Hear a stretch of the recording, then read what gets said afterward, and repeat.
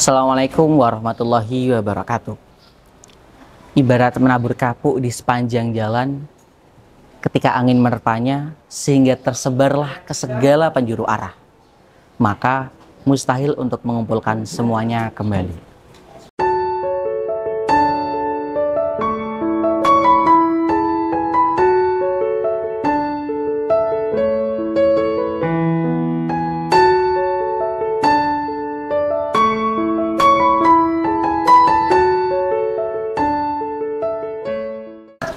Berbicara adalah salah satu anugerah yang membedakan antara manusia dengan makhluk hidup lainnya. Namun, di setiap kata yang diucapkan, terdapat pertanggungjawaban besar yang kelak nantinya akan dimintai pertanggungjawabannya. Sebaliknya, ucapan yang dusta adalah sumber kerusakan yang perlahan menghancurkan kepercayaan dan keharmonisan. Maka, menjaga kebenaran dalam berbicara adalah wujud menjaga kehormatan diri, pun juga dapat membentuk kepercayaan dengan orang lain. Seperti yang disabdakan oleh Rasulullah SAW, berkatalah yang benar meskipun itu pahit. Namun nyatanya, di era modern ini, ketika segala informasi dapat diakses dari sembarang tempat dengan begitu mudahnya, fitnah justru menemukan lahan subur ini. Kemajuan teknologi yang sepatutnya menjadi sarana untuk mencerdaskan dan memajukan, kini malah sering diselewengkan. Fitnah menyebar begitu cepatnya melalui media massa dan media sosial, melewati batas ruang dan waktu. Tapi, tidak menutup kemungkinan fitnah juga dapat tersebar dari mulut ke mulut. Disertai dengan konsekuensi yang berat, fitnah adalah dosa besar yang pantas disandingkan dengan kekufuran. Sebagai ilustrasi, kami akan menampilkan cuplikan video yang menggambarkan bentuk daripada fitnah. Presiden ke-7 Indonesia Joko Widodo merespons dirinya masuk dalam daftar tokoh terkorup dunia yang dirilis Organized Crime and Corruption Reporting Project atau OCCRP. Jokowi meminta bukti dan menganggap tuduhan itu sebagai fitnah dan framing jahat. Menanggapi dirinya masuk dalam nominasi tokoh kejahatan terorganisasi itu, Jokowi meminta bukti. Ia mengaku saat ini banyak fitnah yang mengarah pada dirinya. Ditanya soal muatan politis di balik nominasi itu, Jokowi bilang pihak-pihak tertentu bisa memanfaatkan kendaraan apapun termasuk partai, ormas maupun lembaga swadaya masyarakat atau NGO untuk membuat framing jahat.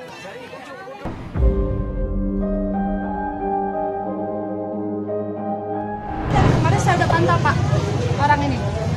Ini dia berumah tangga, dia nganggur tapi uangnya banyak.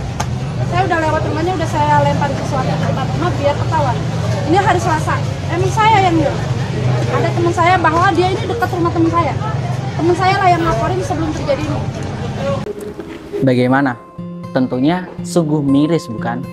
Maka dari itu, mari kita perhatikan penjelasan mengenai dampak buruk fitnah di kitab As-Sifatul Mazmumah bersama Abah Yai Taufikul Hakim, pencetus metode Amsilati, serta pengasuh Pondok Pesantren Darul Falah Amsilati, Bangsri Jepara, Jawa Tengah. Bismillahirrahmanirrahim. Assalamualaikum warahmatullahi wabarakatuh. Bahayanya fitnah atau tuduhan palsu. Yang pertama, dia mendapatkan dosa yang besar.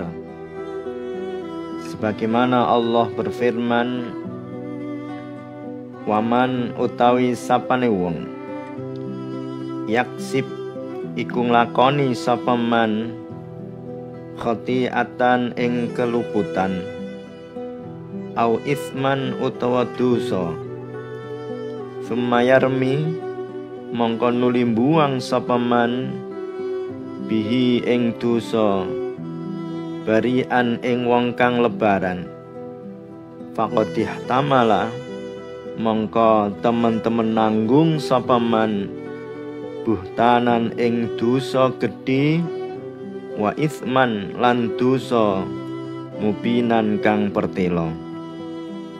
Dan barang siapa yang mengerjakan kesalahan atau dosa kemudian dituduhkannya kepada orang yang tidak bersalah, maka sesungguhnya ia telah berbuat suatu kebohongan dan dosa yang nyata.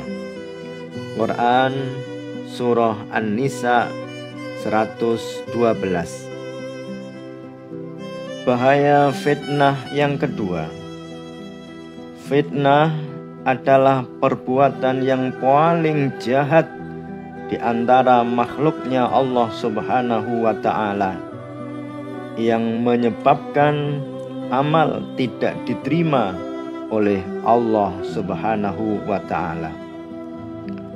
Wa qala lan ngucap Fudailun sapa Fudail, fi akhiriz zamani iku tetep ing dalem akhir zaman, qaumun utai kaum bahatuna kang akeh gawe-gawe fitnah kabeh, ayyabuna kang akeh nyacati kabeh, fahdharu mongko wedya sira kabeh hum ing kaum, fa innahum mongko sak temene kaum asyralul khalqi iku paling ala-alane makhluk, laisa ora ana fi qulubihim iku ing dalem pira-pira atine kaum nurul islami apa cahayane agama Islam, wahum hale utai kaum asyrarun iku wong-wong kang padha ala kabeh, layar tafi'u ora munggah lahum ketuwe kaum ilallahi marang Allah amalun apa amal. Imam Fudail berkata, di akhir zaman akan muncul sekelompok orang yang suka mengfitnah, banyak mencela, maka berhati-hatilah kalian semua terhadap mereka, karena mereka adalah orang-orang yang paling jahat di antara makhluk.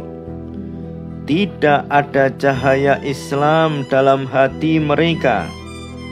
Mereka adalah orang-orang yang buruk dan tidak ada amal mereka yang diterima oleh Allah Subhanahu wa Ta'ala.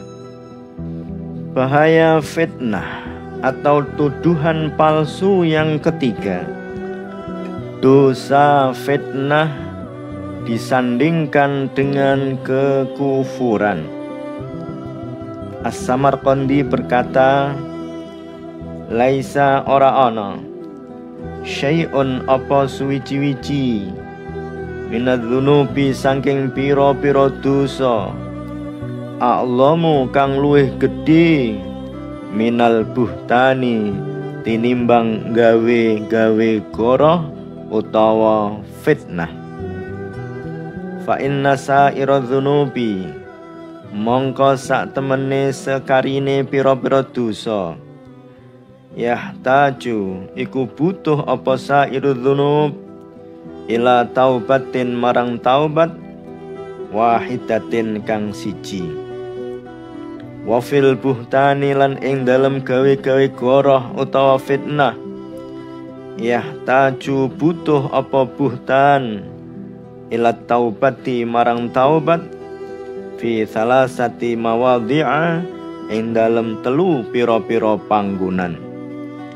Waqad qarana lan teman-teman barengake Allahu sinten Allah Ta'ala hale maha lur Allah al buhtana ing gawe-gawe goroh utawa fitnah bil kufri kelawan kufur. Faqala monggo dawuh sinten Allah Ta'ala hale maha luhur Allah, fajtanibu mongko padha ngedohana sira kabeh ar-rijsa ing perkara kang kotor minal autsani nyatane saking pira-pira berhala, wajtanibu lan ngedohana sira kabeh qaula zuri ing pengucap goroh. Tidak ada dosa yang lebih besar daripada fitnah atau tuduhan palsu. Karena dosa-dosa lainnya membutuhkan 1 kali taubat, sedangkan dalam kasus fitnah diperlukan taubat dalam 3 hal. Allah Ta'ala menyandingkan fitnah dengan kekafiran, sebagaimana firman Allah Subhanahu wa Ta'ala, maka jauhilah najis berhala-berhala itu dan jauhilah perkataan dusta. Quran Surat Al-Hajj ayat 30 dalam kitab Tambihul Ghafilin. Bahaya fitnah yang nomor 4, fitnah lebih buruk dan lebih menyakitkan daripada ghibah. Imam Al-Haytami menggolongkan fitnah atau tuduhan palsu sebagai salah satu dosa yang besar. Ia berkata, dosa besar yang ke-254 adalah fitnah atau tuduhan palsu.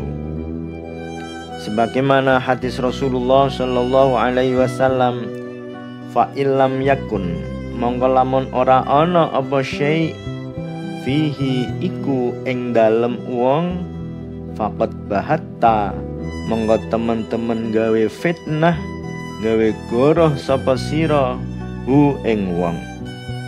Jika apa yang kamu katakan tidak ada padanya, tidak sesuai dengan kenyataan, maka kamu telah memfitnahnya. Hadis riwayat Imam Muslim. Bahkan fitnah lebih buruk daripada ghibah, karena fitnah merupakan kebohongan yang sangat menyakitkan bagi setiap orang. Berbeda dengan ghibah yang tidak selalu menyakitkan bagi sebagian orang yang berakal, karena hal tersebut memang sesuai dengan kenyataan yang ada. Az-Zawajir an Iqtiraf Al-Kabair Al-Haytami. Bahaya fitnah yang nomor 5, fitnah adalah perbuatan orang yang tidak beriman.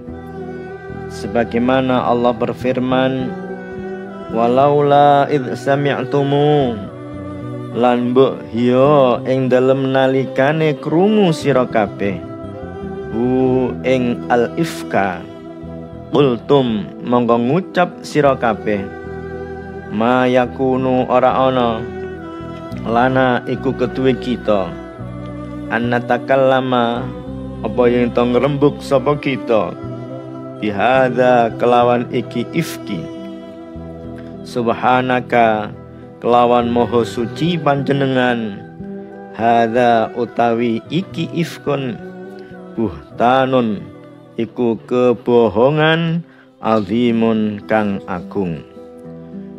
Dan mengapa kamu tidak berkata ketika mendengarnya, tidak pantas bagi kita membicarakan ini, maha suci engkau, ini adalah kebohongan yang besar.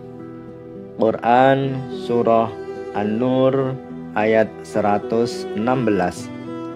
Wassalamualaikum warahmatullahi wabarakatuh.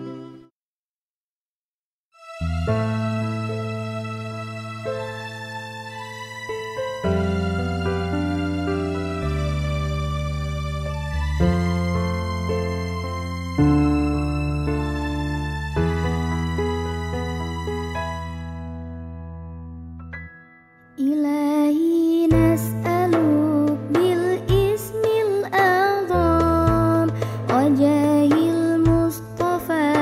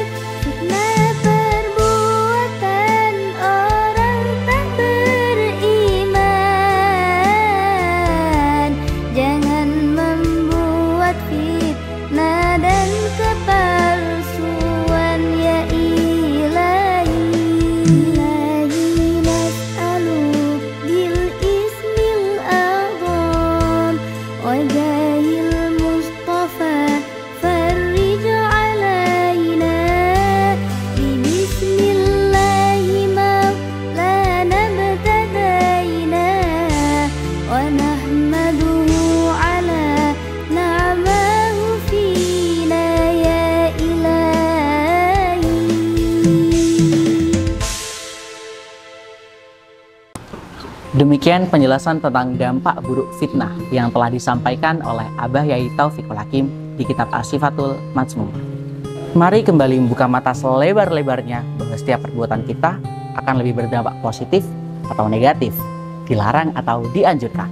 Jika positif dan dianjurkan, maka terus dan kembangkan. Jika negatif dan dilarang, maka stop, jangan diulang.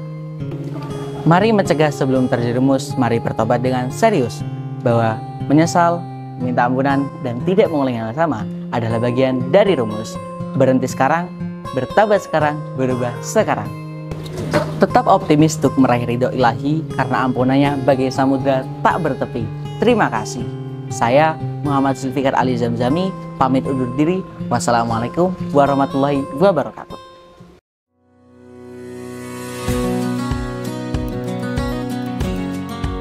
Metode pembelajaran kitab As-Sifatul Mazmumah. Yang pertama, murid beserta guru membaca satu judul syair sebelum memulai pelajaran.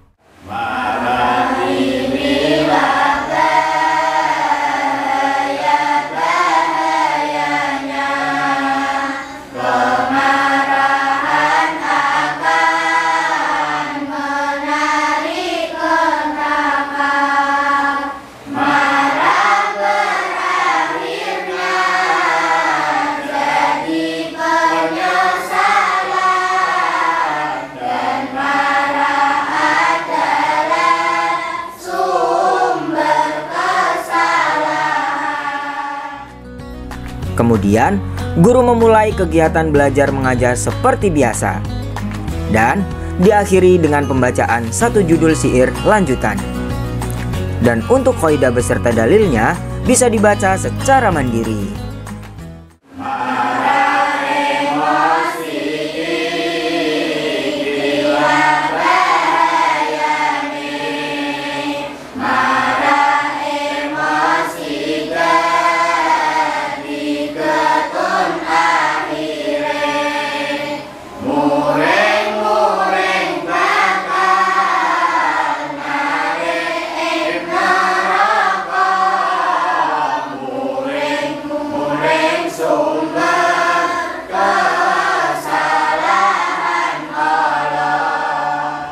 Dengan cara ini, maka metode pembelajaran kitab As-Sifatul Mazmumah tidak akan menambah beban kurikulum madrasah dan dapat masuk ke alam bawah sadar tanpa sadar, yang secara tidak langsung merupakan cara yang efektif untuk merevolusi mental dan menanamkan pendidikan berkarakter pada generasi muda.